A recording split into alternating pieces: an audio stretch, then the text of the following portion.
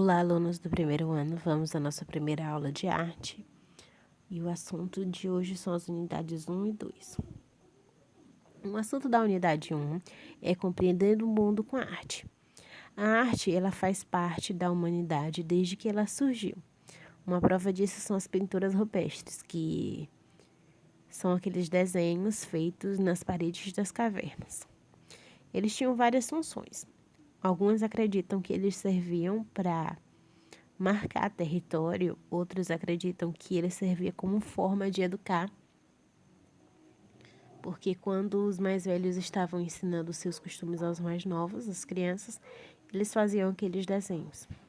Neles estavam retratados diversos acontecimentos, como os rituais religiosos, como os processos de caça e outras ações que eles costumavam desenvolver no dia a dia.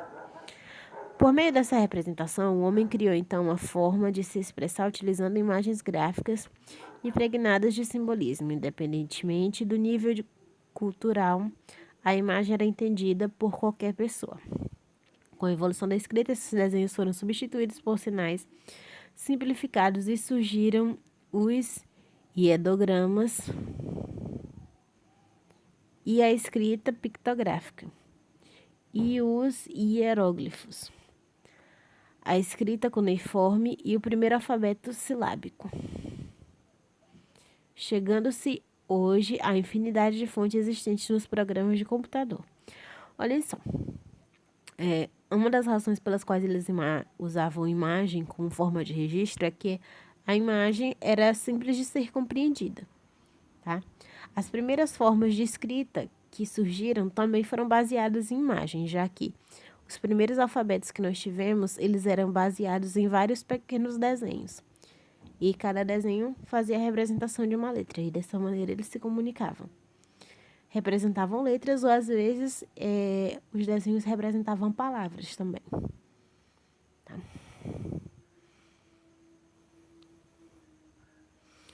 Aí nós temos mais uma prova de que a arte é bem antiga, vendo esculturas do Egito Antigo e pinturas também.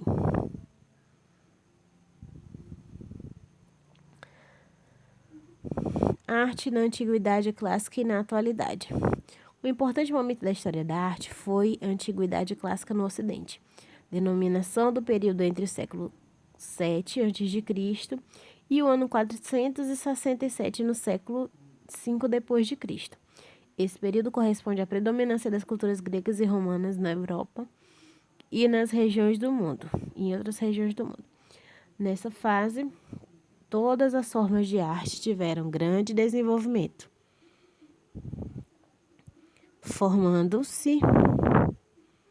tornando-se referência para o conhecimento contemporâneo.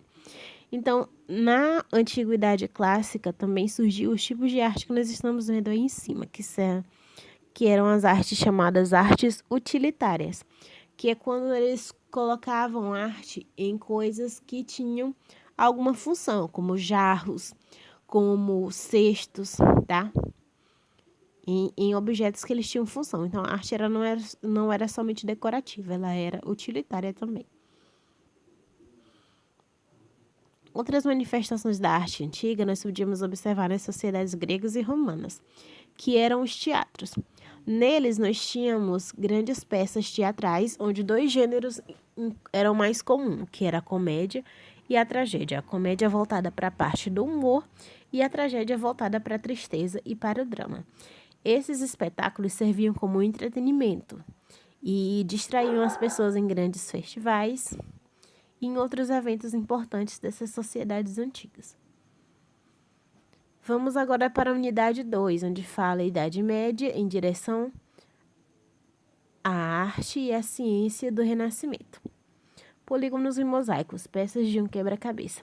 Tendo o Império Romano perseguido os cristãos, estes enterravam seus mortos em galerias subterrâneas nos arredores de Roma. O teto e as paredes dessas galerias, denominadas catacumbas, receberam as primeiras manifestações de pintura cristã, impregnadas de simbolismo. Então, as primeiras pinturas cristãs, elas serviam para decorar as catacumbas dos cristãos, já que eles eram muito perseguidos na época pelo Império Romano. Então, eles acabavam sendo mortos nessas perseguições e eles usavam a arte cristã para fazer pinturas nas catacumbas desses primeiros cristãos que morriam nesse período. Outra presença que é bastante marcante na arte é a questão das circunferências e dos círculos. No início, a roda ela foi usada simplesmente para facilitar os meios de transporte, mas com o passar dos anos a arte acabou incorporando a figura do círculo também, tanto que hoje em dia nós percebemos várias esculturas e várias pinturas onde a figura do círculo é retratada. Outra figura que também fazia bastante sucesso na arte da antiguidade era o arco. Obras em formato de arco eram bastante comuns. Daí nós podemos observar obras bastante famosas como o Coliseu, que está retratada aí na imagem, ou o teto das capelas também e das antigas catedrais. Bi e tridimensional. Nós temos artes bidimensionais, aquelas que utilizam apenas duas dimensões, que são a altura e a largura, como as pinturas, por exemplo. E temos obras tridimensionais. O que é uma obra tridimensional? É aquela que utiliza três dimensões: altura, largura e profundidade, como uma escultura, por exemplo. Essa foi a nossa aula. Obrigada pela atenção de vocês. Fiquem com Deus. Tchauzinho.